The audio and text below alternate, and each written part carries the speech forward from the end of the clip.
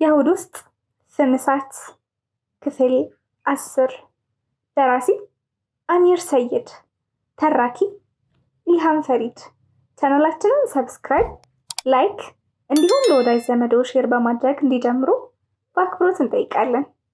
ምክንያቱም በማላውቀው መልኩ ሚፍታህ ስልኬን ብሎክ አደረገው። የጓደኞቼንም አያነሳም። በጣም ግራ ገባኝ። ምን ይሆን ምክንያቱ? ከሚፍታህ ጋር ምክንያቱን ሳይነግረኝ ጥፋቴን ሳላውቀው በዚህ መልኩ ተለያየን። መደወል አቆምን። ህይወት ማለት እንዲህ ናት። እየወደዱ መለየት እንዴት ከባድ ነው። ሚፍታህን እያፈቀርኩት እየወደድኩት በማንነቴ እኔን ተወኝ ስለው እምቢ ብሎኝ እንደገና በራሱ ጊዜ በማላውቀው ጥፋት ሲተወኝ በጣም ያማል። አላህ ጽናቱን ይስጠኝ። ከተለያየን በኋላ ብዙ ጊዜ መንገድ ላይ እንገናኛለን። መንገድ ላይ ሲያየኝ እንደሚወደኝ ያስመስላል። ከዛም እንደገና ወደሱ ለመጠጋት ሳስብ ደግሞ መልሶ ራሱ ይርቀኛል። ሚፍታህ አምሎጭ ላይ ሳሙና ሆኗል። በሂደት ከሚፍታህ ጋር መንገድ ላይ ስንገናኝ እንዴት ነህ? እንዴት ነሽ?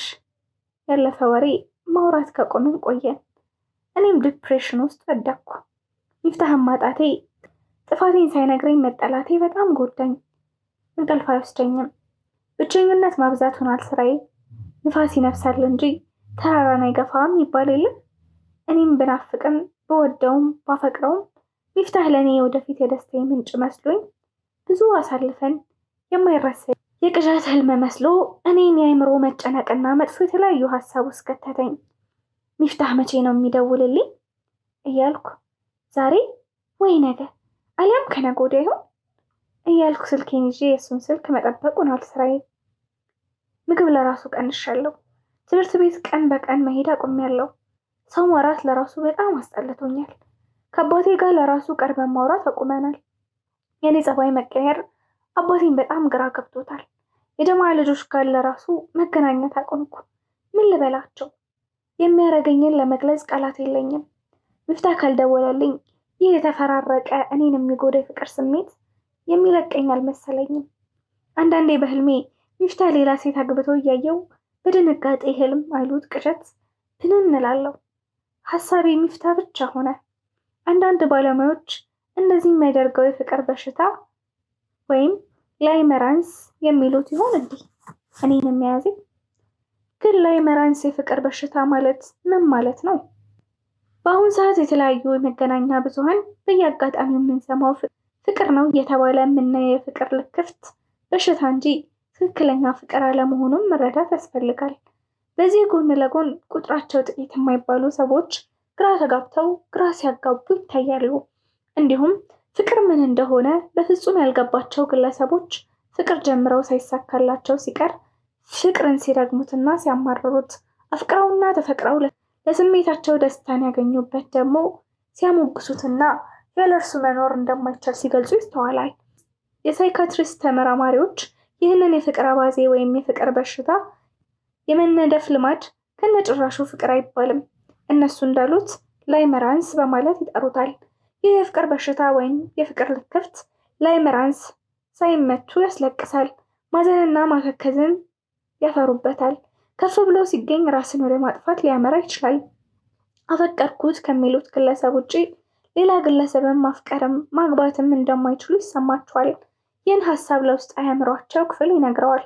እሱም ሁሉንም ነገር ሊያከናውነው ወደሚችለው ነገር ወደ ተግባር እንዲለውጡ የሚያደርጋቸው የአእምሮ ክፍል ያስተላልፈዋል። ይህኔ ነገራቶች ሁሉ በጽልመት ዓይን መታየት ይጀምራሉ። አንዳንዶቹ ሌላ ተቃራኒ ጾታን ሲያዩ ተቃራኒ ጾታ እስከማይመስላቸው ይደርሳሉ። አልፎ አልፎም እስከ መጥላት ይደርሳሉ። ለዚህ አይነት ጎጂ የተዛባ አስተሳሰብ ላይመራንስ ወይም የአፍላ ፍቅር ልክፍት ነው። በዚህ ፍቅር በሽታ በርካቶች ተጎድተዋል። አሁንም እየተሰቃዩ ነው። በጣም ብዙ ተሰቃይተዋል። ጭንቀት መከራ ላይ ወድቀዋል። ለወደፊትም የሚሰቃዩ ብዙ ናቸው። አሁን ላይ ያለነው ፍቅር ተብዬ ጨዋታ የምንጫወት ከዚህ የውሸት ፍቅር መላቀቅ ካልተቻለ ብዙ የከፋ ነገር እንደሚፈጠር ማሰብ አለብን። ይህን ፍቅር ተከትሎ የተተበተበ የሳምንት ወይም የወር የዓመት የቃላት ጨዋታ በጊዜ የማይላቀቁ ከሆነ ከዚህም ሲከፋ ከሚወዱት አምላካዊ መመሪያ በመራቅ ህይወታቸውን ለከፋ አደጋ አጋልጠው ይሰጣሉ። በዚህ ላይመራንስ በሽታ በርካቶች ተምረው የት ይደርሳሉ የተባሉ በየመንገዱ ቀርተዋል። ሀብታቸውን በማጣት ለከባድ ውድቀት ተዳርጓል። በዚህም ከሰውነት ማዕረግ ወጥተው ተራና ርካሽ ተግባር ውስጥ ተዘፍቋል። ልመና፣ ስርቆት፣ ሲጋራና መጠጥ ሱስ ውስጥ በመግባት ስቃያቸውን ለመርሳት ሲሞክሩ በተደጋጋሚ ተስተውለዋል። የላይመራንስ በሽታን ለማስወገድ ስቃዩን ለመርሳት በየቡና ቤቶች፣ በጫት መሸጫ ተራ፣ የሺሻና የሐሽሽ መንደሮች፣ በየፊልምና በየከረምቡላ ቤቶች ገብቶ መደበቅ እንደ አማራጭ የሚጠቀሟቸው ስልቶች ናቸው። በተለይ ሴቶች የተለያዩ አማርኛ፣ እንግሊዝኛ የፍቅር ፊልሞችን እያዩ የማልቀስና ሙዚቃ ማዳመጥ ለመርሳት እያሉ የሚያደርጉት ተግባር ሆኗል። በጣም የሚገርመው በላይመራንስ በሽታ የተለከፈ ሰው ጤነኛ እንዳትሉት በነፃ የአእምሮ ክፍል እያሰበ ነፃ ምርጫን ተጠቅሞ መንቀሳቀስ መወሰን ይከብደዋል። በስሜትና በሞራል መጎዳታቸው ሳያንሳቸው ሌሎች የሰውነት ክፍሎቹ ጤናን ሲያውክና ስርዓታቸውን ሲያዛባ ይስተዋላል። የላይመራንስ በሽታ የምግብ መጠጥ ፍላጎት ይቀንሳል፣ ለእንቅልፍ እጦትም ይዳርጋል። የአካል መድከም፣ ድብርት፣ ከባድ የራስ ምታት፣ የስራ ፍላጎት መቀነስ፣ ብቸኝነትን መምረጥ፣ የአእምሮ ነፃ ምርጫ ማጣትና ራሱን የመምራት አቅም በከፍተኛ ሁኔታ መቀነስ ይስተዋላል። ሲበዛ እብደትን እስከ ማስከተል ይደርሳል። ለላይመራንስ በሽታ መድኃኒቱ አንድ ብቸኛ መፍትሄ አለ፣ ወደ አላህ መመለስና ቁርአን መቅራት እንደሆነ ብዙ ደርሶባቸው ከዚህ ፍቅር ልክ ክፍት የዳኑ ሰዎች ይናገራሉ። ለሰው የሰጠኸው ፍቅር ሰውን ለፈጠረው ፈጣሪ አላህ መልሰ ስትሰጠው ዱንያውም አኼራውም ያምራል። በዚህ ስቃይ ጊዜ ውስጥ ሆኜ ጊዜ ደጉ የማያሳየን የማይፈጥር የለም። ሌላ አዲስ ነገር ተፈጠረ። ለትዳር እኔን ጠየቀኝ። ስሙም ሳሊህ ይባላል። ሽማግሌን ቤት ላከ። እስኪ ስለ ሳሊህ አንዳንድ ነገር ልንገራችሁ። ሳሊህ በጅማ ከተማ ከራሱ ህንፃ ላይ የግል ሆስፒታል ያለው ነው። ዶክተር ሳሊህ ጋር የተዋወቅነው እሱ ሆስፒታል አፓረንት ወጥቼ ነበር። የዛን ጊዜ አየኝ። ወደድኩሽ፣ ካላገባሁሽ ሞቼ ይገኛለሁ እያለ እሪ ያለብኝ። ከአፓረንት ወጥቼ ለራሱ መግቢያ መውጫ ሰጠኝ። ከዛም ለቤተሰቦቼ ሽማግሌ ልልክ ነው እያለ አስቸገረኝ። እኔም እንደዚህ ሲያስቸግረኝ ካፌ ተቀምጠን የኔም ማንነቴን በልጅነት ስለተደፈርኩ ድንግል አይደለሁም ብዬ አንድ ባንድ ነገርኩት። ዶክተር ሳሊህ እሺ ማንነትሽን አምኜ ተቀብያለሁ፣ እኔ የምፈልገው አንቺን አግብቶ ልጅ መውለድ ነው አለኝ። በእኔ ጓደኞቼም በስልክም በአካልም ባገኘኝ ቁጥር ጠዋት ማታ አንቺን ካላገባው ሞቼ ይገኛለሁ እያለ አስቸገረኝ። እኔ ባልወደውም እሱ ከወደደኝ በቂ ነው፣ ተጋብተን አብረን ስንኖር እወዳለሁ ብዬ አሰብኩ። እኔም እሺ ሽማግሌ ላክ አልኩት። እሱም እሑድ ቀን ሽማግሌ ላከ። የኔ ቤተሰቦችና የተላኩ ሽማግሌዎች እኔን ለመስጠት ከተስማሙ በኋላ ኒካሁና የሰርጉ ቀን እንወስን ተባብለው ሽማግሌዎች ተመለሱ። ከዶክተር ሳሊህ የወደፊት ባሌ ጋር እየተደዋወልን ነው። አልሐምዱሊላህ ሚፍታህን መርሻ ይሆንልኛል ብዬ አሰብኩ። ሚፍታህ ቤት ሆኜም ማንነቴን የተረዳ እስከ ማንነቴ የሚያገባኝ ያገኘው እያልኩ በአንድ ጎን ደስታ፣ በአንድ ጎን የሚፍታህ ትዝታ ለሁለት ከፋፈለኝ። መቼም አላህ የተሻለ አለው። ጊዜው ይሄዳል። ረመዳን ወር ደርሰናል። ጾምም ላይ ነን።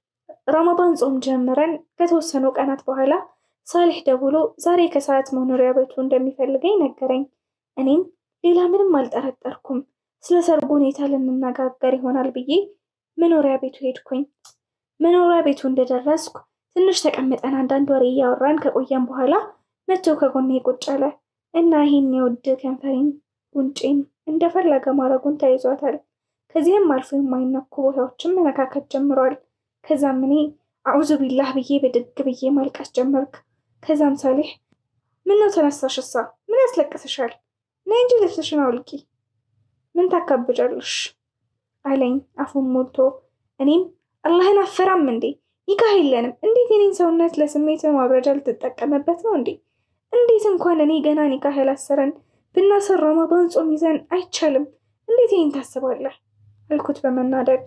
ዶክተር ሳሊህም መቼም ቢሆን ከአእምሮ የማይጠፋ የመርዝ ቃሉን ተፋብኝ።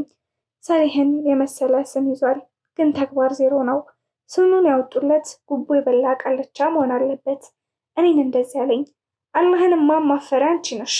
የትም ስትል ከሰከሺ፣ ከማንም ጋር ስተኝ ስትማግጪ፣ ላስወሰድሽው ድንግልና ምን ታካብጃለሽ? ባለፈው እኮ በልጅነቴ ተደፍሬያለሁ ብለሽ ስትነግሪኝ የተቀበልኩሽ በውበትሽ ተማርኬ ነው እንጂ እውነት እንዳልሆነ እርግጠኛ ነኝ። ውበት ደግሞ ለማንኛችንም ወንድ ልጆች አስቸጋሪ ነው። የፍቅር ሳይሆን የውበት ፈላጊ ነን። እኔ ወደፊት ባልሽ ነኝ። እስከምንገባ ድረስ አብረን አንዳንዴ ማሳለፍ አለብን። አብሮ ለመተኛት አዲስ አትሁኚ፣ የለመድሽው ነው አለኝ። የአፍ ወለምታ በቅቤ አይታሽም አይደለም የሚባለው። ሳሌሕ ሆዱ ያለውን በዚህ ቅጽበት ተዘረገፈው። እኔም ምንም አላልኩትም። ከዶክተር ሳሌሕ ቤት ወዲያውኑ ወጥቼ እቤቴ እስከምደርስ በጅማ ጥቁር አስፓልት መንገድ ጥቁር እድሌን ይዤ ከለር በሌለው እምባ ልስልስ ባሉ ጉንጮቼ አዘንባቸው ይሻለው። አይ ሳሌሕ የተማረ ብዙ ነገር ያውቃል ተብሎ ለዛውም በዶክተርነት ዲግሪ ይዞ የብዙ ሰዎችን ሕይወት ያተርፋል ተብሎ ተስፋ የተሰጠው ሰው ከአፋቸው ጤነኛ መስለው ውስጣቸው ግን እንደ አባ ጨጓሬ የኮሰኮሰ ማንነት በነጭ ጋውናቸው ተሸክመው ይዞራሉ። በሳሌሕ አነጋገር ልብ እየደማ ከሚፍታህ መለየት በላይ ወደ ውስጥ ብሶቴ ገብቶ ብዙ ግፍ ወደ ተሸከመው ወደ መኖሪያ ቤቴ በለቅሶ አይኔ ቅልት ብሎ ተመለስኩ። እቤት ክላሴ ገብቼ የፈጠርከኝ አላህ ሆይ፣ አረ ምንድን ነው ወንጀሌ? አላህ ሆይ ፈተና ይበዛ፣ ፈተና ይበቃሻል በለኝ፣ ጽናቱን ስጠኝ እያልኩ እያለቀስኩ ዱዓ ሳደርግ ሰላትም ስሰግድ አደርኩ። አዳሬን ለሰከንድ እንኳን እንቅልፍ ባይኔ ሳላይ ጨለማ ለጀንበር አስረከበች። ጠዋት ቤት መሆን ሲያስጠላኝ ተነስቼ ወደ ትምህርት ቤት ሄድኩኝ። ግን ምን ይደረጋል፣ ራሴን በጣም ስላመመኝ መማር ስላልቻልኩ መልሼ ወደ ቤቴ ተመለስኩ። ሳሌሕ የበሴኔን ሞራል ለመጉዳት በ3 ቀን በሳምንት ይደውልና ያንን ነገር አመቻቸሽ የኛ ጨዋ፣ መቼ አብረን እንደር ወይስ የመጀመሪያሽ ወንድ ከኔ ይሻልሻል እያለ ይቀልድብኛል። እኔ መልስም አልመልስለትም። ፈጣሪ ስራውን ይስጠው። ግን ከእንደዚህ ያለ ሰው ለሰው አርአያ መሆን ከሚችል ሰው ለምን ይሄ መጥፎ ባህሪ ጎልቶ ይንጸባረቃል? ሳሌሕ ለህዝብ ተስፋ መሆን ሲገባው በተለይ እንደኔ ተቸግረው ተስፋ ላጡ የሚረዳቸው አጥተው የሚሰቃዩ ላሉ ወገኖች አብሽሩ ከጎናችሁ ነኝ ብሎ ማጽናናት ተስፋ መስጠት ሲገባው፣ ነገር ግን እንደሱ የወረደ አስተሳሰብ ይዞ እንደዚህ እኔን ማሸማቀቅ መስደን ምን ያደርጋል? ብቻን ማግባቱ ቢቀር ለእኔ ህይወት እንዲስተካከል ስነ ልቦና ጫና አለብሽ ብሎ መፍትሄ እንደ መስጠት እየደወለ የሚያሳምም ንግግር በቃላት እየወረወረ የበስ ህይወትን ተራራ እንደ መግፋት አደረገብኝ። ታዲያ ምሁርነቱ ዶክተርነቱ ምኑ ላይ ነው? መማር ማለት ይህን ካላገናዘብን ምኑ ላይ ነው መማሩ? ነጭ ጋውን መልበስና ከስራው ጋር የማሄድ ስም ሳሌሕ ቢሉት ጥቅም የለውም። በኮሌጅ 2ኛ ዓመት ፍቅር በሚባል የሰው ዓላማ ፕላን ጋር የማይመጥን የህይወት አዙሪት ጊዜን ፈጅቼ የ2ኛ ዓመት ሲዩሲ ስፈተን ወደቅኩ። ደግሞ ከወደቅኩኝ 3ኛ ዓመት ኮርስ መቀጠል አልችልም። ከዛም ለሲዩሲ ለመፈተን ብዬ መስከረም ወር ላይ የጅማ የቅርብ ጎረቤት ወደሆነችው አጋሮ ከተማ ሄድኩኝ። አጋሮ ፈተና በሄድኩበት ጊዜ ከነመፈጠሩ የረሳሁት ካሊድ እየደወለ በስልክ ማውራት ጀመርን። በጣም ተቀራረብን። ጠዋት ማታ እየደወለ አብሽሪ አላህ ያሳካልሽ ይለኛል። ከካሊድ ጋር ማውራት እንደ አዲሱ ተያይዘነዋል። አጋሮ ሆኜ ከሱ ጋር ማውራት ሱስ እስከሚሆንብኝ ድረስ በስልክ እያወራን ነው። ካሊድ ብዙ ጊዜ ሲደውልልኝ እንደዚህ ይለኛል፣ ነዋል ቆጣሪው እየቆጠረ ነው የምትለውን ቃል እየደጋገማት ነው። እኔ ደግሞ እኔ ጋር ስደውል ነው ማለት ነው ካርድህ የሚያልቀው እለዋለሁ። ቆጣሪ እየቆጠረ ነው የሚለው ቃላት በቀላል ማዕናው መረዳት አልቻልኩም። ለካ ይሄ ቆጣሪ መቅጠሩ በኋላ ማዕናው ትርጉሙን ሳቀው ፍቅርሽ እየጨመረብኝ ነው ማለት እንደሆነ በጊዜው ሳይገባኝ ከብዙ ቀን በኋላ ተረዳው። ከካሊድ ጋር በስልክ በጣም መቃለት ተያይዘኗል። እሱም እንደ በፊቱ አይደለም። አሁን ፍርሃቱ ለቆታል። ግን እኔ ካሊድ ጋር ስናወራ ለትዳር ይሆናል ብዬ በጭራሽ አስቤውም ትዝም ብሎኝ አያውቅም። ለምን በፊት ካሊድን እንደማልፈልገው ነግሬው እሱም ተስማምቷል። አሁንም ማጀማመራችን በእህትነትና በወንድምነት ተባብለን ነው። ግን እቺ ወንድምነትና እህትነት ለምትለው ቃል በጣም ያጅበኛል። እሱም ቤቱ ወንድም እህት እያለው እኔም ቤቴ ወንድም እህት እያለኝ ተጨማሪ የባዳ እህትና ወንድም ለምን አስፈለገ? ስንት በቁጥር ለመግለጽ የተጀመረ የሐላል የሐራሙ ግንኙነት በእህትነትና ወንድምነት እየተጀመረ ከአንድ ማህፀን ውስጥ ለወጡ ወንድሟ የማታወራውን ምስጢር እንደ ወንድምሽ ይኝላላት ስንቱን የቁጡን የማገሩን ስታወራ ትውላለች። እሱም ቢሆን እቤቱ የምታገለግለውን አይቡን የምሸፍንለት እህቱ እያለች በሚዲያ ለተዋወቀት እህት ተብዬ ምን አዲስ ነገር አለ ስትለው 9 አህጉር የሰማውን ወሬ ሲቀባጠር ይስተዋላል። በዚህ ቤትና ወንድምነት ግንኙነት ስንት ሐራም ወንጀል እየተሰራ ነው። መቼም እኔ እህት ሁኚኝ ወንድም ልሆንሽ ሲልሽ የአንቺ መልስ መሆን ያለበት እቤት ያሉት ወንድሞቼ በቂ ናቸው፣ ካልሆነ ህይወትሽ አደጋ ላይ ነው እህቴ። ሶሲ ተፈተንን፣ አልሐምዱሊላህ አለፍኩኝ። መለሽ ወደ ጅማ ተመለስኩ። ትምህርቴን 3ኛ ዓመት ተመዘገብኩ። በዚህ በ3ኛ ዓመት ትምህርት ግሬድ ለማሻሻል ፍቅር የሚባለውን ከልቤ ፍቄ ለማጥፋት ወሰንኩኝ። በዚህ ዓመት እቅድ ብዬ ብዙ ሀሳቦች ካሰብኩኝ በኋላ በጠረጴዛ ዙሪያ ውይይት በተደረገ መልኩ እኔው ብቻዬን ለብቻዬ ክላስ ተቀምጬ ተወያይቼ ወሰንኩኝ። ውሳኔንም ለአሁኑ ዓመት የመጨረሻ ዓመት ተመራቂ ተማሪ ነኝ። ቸክዬ ተመሬ ሶሲ ካለፍኩኝ ስራ የማግኘት እድል አለኝ።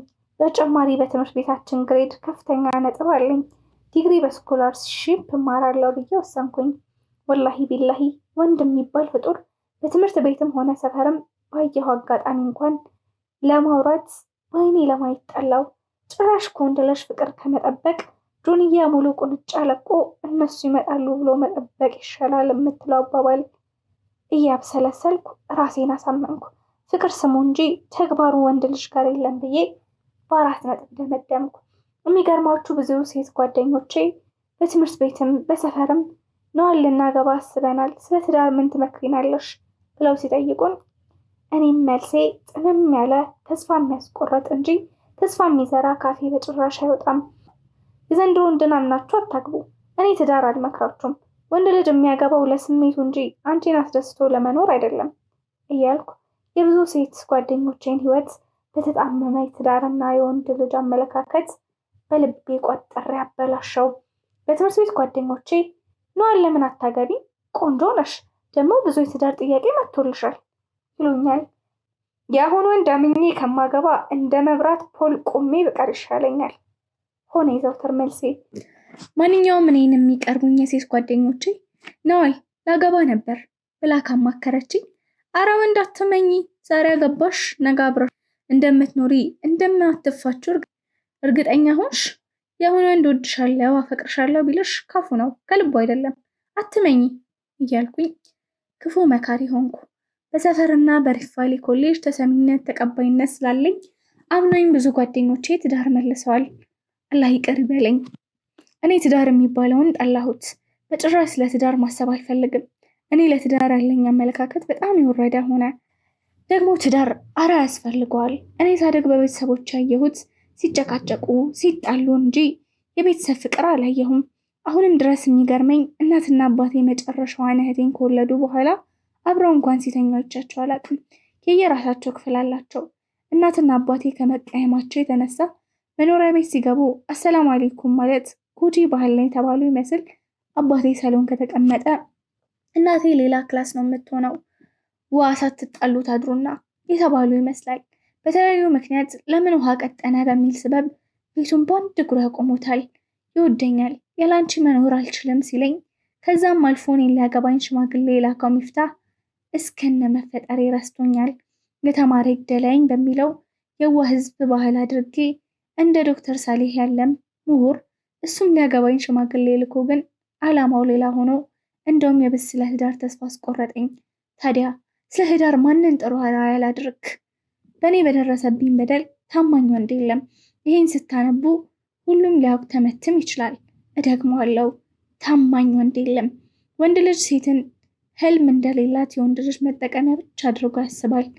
ሴት ልጅ ስትፈጠር ጀምራ በእሾህ የተከበበች ናት። እኛ ሴቶች ግዴታችን እሾሁን እየነቀለን መሄድ ነው። ግን የሚያሳዝነው በሴት ዙሪያ የተሰከሰከ እሾህ ከሴት ማህፀን ይወጣ ለሴት ልጅ እዝነት ክብር የሌለው ዓላማውን የዘነጋ ወንድ ልጅ ነው። ሴት ልጅ በህይወቷ ብዙ ፈተና፣ ችግር፣ መሰናክል ብታሳልፍም ብዙ መስዋዕትነት ለሱ ከፍላ አንድ ጎዶሎ ካገኘባት ምን ሆነሽ ነው? በምን ምክንያት የሆነ የተሳሳችው ብሎ ሳይጠይቅ በራሱ አስተሳሰብ ብቻ የሚጓዝ ከሴት በላይ ነኝ ምን ታመጣለሽ ብሎ የሚያስብ ነው። ከዛም የፈለገውን ካረጋ በኋላ ወይም መወደዱን ካረጋገጠ በሴት ልጅ ንጹህ የዋህ ልብ ሞት አፋፍ እንደቀረችው ቁንጫ በእጁ እያፍተለተለ መጫወት ይፈልጋል።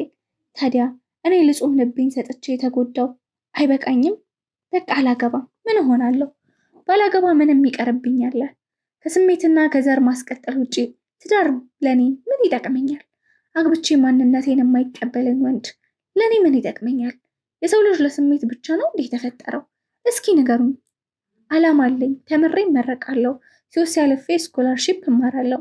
ከዛ ትልቅ ሰው ሲሆን ከጎና አንድ ልጅ ያስፈልገኛል። ልጅ መውለድ እንኳን ቢያምረኝ ከህፃናት ማሳደጊያ ጉዲፈቻ አንዲት ሴት ልጅ ወስጄ አሳድጋለሁ ብዬ ራሴን አሳመንኩኝ። ይሄ የራሴ አስተሳሰብ ብቻ ነው። ለእኔ የምኖረው እኔ ነኝ። ከዚህ ውጭ ብዙ ማሰብ እችላለሁ። የወንድ ልጅ የተጣመመ የተወላገደ አስተሳሰብ እያለኝ ከካሊድ ጋር በጣም መደዋወል፣ ከበፊቱ በበለጠ ሁኔታ ተቀራርበን ማውራት ተያይዘነዋል። ካሊድ ባጃጅ አለው። ቀን በቀን ትምህርት ቤት በር ላይ እየጠበቀ ከትምህርት ስመጣ ባጃጁን ይዞ መጥቶ ቤቴ ድረስ ይሸኘኛል። ካሊድን ማደንቀው ባህሪ ያለው ስራውን አክባሪ፣ በጣም ጎበዝ ነው። 2 ባጃጅ አሉት። አንዱን ራሱ እያሰራ አንዱን ለሹፌር ሰጥቶታል። ከጊዜ ብዛት እነዚህን ባጃጆች ስራዬን ሰርቼ ሃይሩፍ መኪና ገዛው ሲለኝ በጣም ገረመኝ። ስራ አክባሪዋን ታከብራለች ይባላል። እውነት ነው። ደግሞ ሲኖር ከሰው በታች ሆኖ ነው እንጂ አለሃለው ልታይ አይልም። ጉረኛም በጭራሽ አይደለም። ካሊድ በተፈጥሮ እንከን የሌለው ሰው ነው። መጥፎ አይናገረም፣ ከሰው ጋር አይጣላም። በስራ ቦታው ስለሱ ሁሉም በጥሩነቱ እንጂ በመጥፎ ማንም የሚያነሳው የሌለ ከሁሉም ሰው ጋር ተግባቢ ነው። ካሊድ ለእኔ 1% እንኳን ባያስቀይመኝም ባያስከፋኝም እኔ ጥሩነቱን ልቤ መቀበል አልቻለም። ምክንያቱም ወንድ ማመን ሰልችቶኛል። በተለያዩ ወንዶች የተወጋው ልቤ ቆስሏል። ገና አላገገምኩም። በተለይ ደግሞ አፍቅሮ ማጣት እንዴት እንደሚጎዳ ስሜቱን ስለማቀው ከካሊድ ለመራቅ ወሰንኩ። ከካሊድ ጋር የመጣያ መንገድ ማፈላለግ ጀመርኩ። እሱ የሚሰራበት አካባቢ የባጃጅ ፌርማታ የሚቆምበት ቦታ እየሄድኩ መቼም የባጃጅ ሾፌር ስራቸው ከሴት ጋር መጃጃል፣ 3 እግር ሲይዙ ከነሱ በላይ ሰው ያለ አይመስላቸውም። ብዙዎቹ ከትርፉ ላይፉ እያሉ ነው ባጃጅ ገዝተው ስራ የሚጀምሩት። ታዲያ የአሁን ዘመን ሴቶች 2 ወይ 3 ብር ትራንስፖርት ሸኘሁሽ አልቀበልሽም ቢላት በአውሮፕላን ሌላ ሀገር የሸኛት ይመስል ተደስታ በዚህ 3 ብር ውለታህን አራሳም ብላ ውለታዋን ለባጃጅ ሹፌር የፈለገውን ክብሯን አሳልፋ ስትሰጥ እያየን ነው። አይ ሴትነት! ለ2 ለ3 ብር ብለሽ ሹፌር ያዝናናል፣ ነጋዴ ጊዜ የለውም እያልሽ በረከሱ ሹፌሮች ማንነትሽን አታርክሽ ብዬ እኔም ካሊድ እንደዚህ አይነት የባጃጅ ሹፌሮችን ቢሆን ብዬ ለመጠላት ስለሚያመች የተለያዩ ሰዎችን ስለርሱ ባህሪ በተለያዩ ዘዴ ለማውጣጣት በሞከር የእሱ መጥፎ ጎን የሚነግረኝ አንድ ሰው እንኳን አጣው። መጥፎ ባህሪ ያለበት ሴት ጋር ይሄዳል፣ የሴት ጓደኛ አለው፣ ወይ ጫት ይቅማል ወይስ ሲጋራ ያጨሳል የሚል አጣው። በምን ምክንያት ልጣላው? ካሊድ ሲደውልልኝም አውቄ እንዲናገረኝ ተናግሬው እንዳስቀየመው እያልኩኝ መጥፎ ቃላት ስናገረው እሱ በኸይረ ነው የሚመልስልኝ። ብዙ ከካሊድ መራራቂያ ዘዴ በተለያየ ምክንያት ከውሸቱም ከእውነቱም እየደባለኩ ብናገረውም ካሊድ በጭራሽ ሊርቀኝ አልቻለም። እኔም እሱን የምጠላበት ምክንያት አጣው። ወላሂ ካሊድን አንድ ጥፋት እንከን ባገኝበት ልርቃው 100% ወስኛለሁ። ግን በጭራሽ እንዴት ጥፋት ላገኝበት አልቻልኩም። ካሊድ በስልክ ደውሎ እንደዚህ ያለኝ ነዋል፣ ከቤተሰቦቼ ቤት ወጥቼ ቤት ተከራይቼ ብቻዬን መኖር ጀመርኩ አለኝ። ክፍል 11 ይቀጥላል።